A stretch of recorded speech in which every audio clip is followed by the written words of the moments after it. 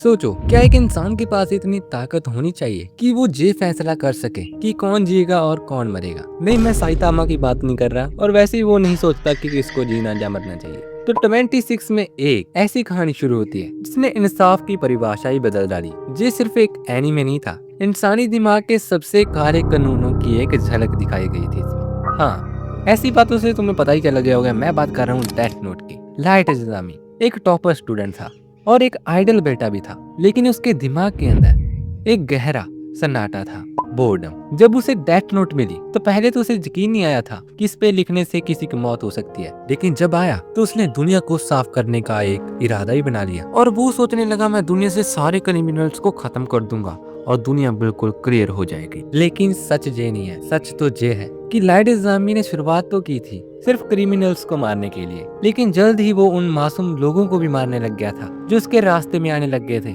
इससे उसकी dark side का अंदाजा लग जाता है हमें। लाइट इस वक्त इंसाफ नहीं कर रहा था, वो गॉड बनना चाहता था। उसका ईगो इतना बढ़ गया था और उसने अपनी बाप तक की मौत को भी अपने फायदे के लिए इस्तेमाल कर लिया था।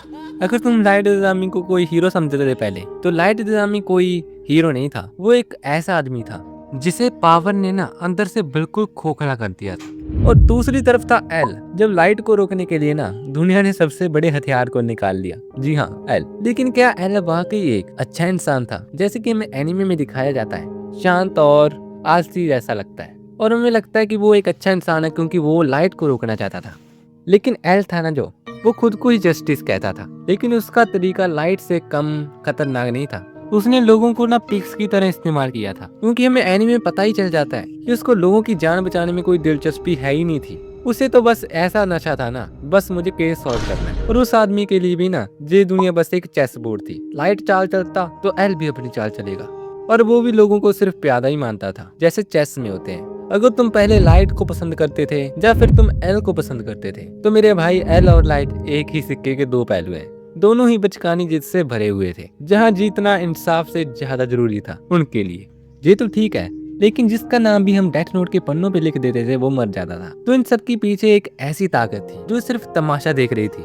मतलब वो तो उससे भी ज्यादा क्रूर निकलना, मतलब शिनिगामी।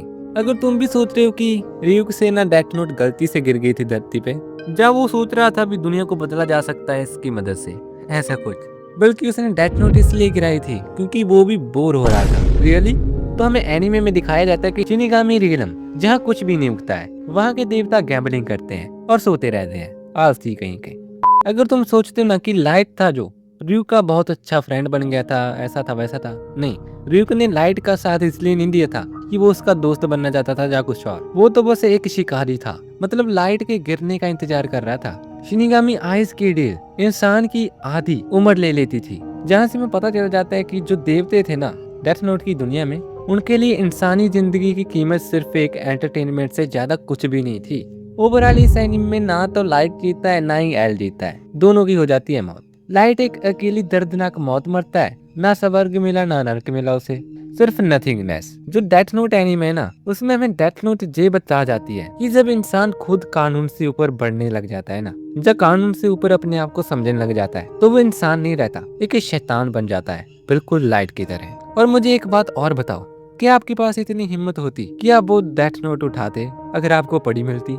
जब बहुत बहादुर समझते हैं अपने आप को, और फिर भी आप उसको उठा के लाइट की तरह हरकतें करते? कमेंट्स में बताओ। और डेथ नोट एनिमी को समझना थोड़ा सा ज्यादा ही मुश्किल लगता है, कुछ पता नहीं चलता कौन किसकी तरफ चाल चल रहा है।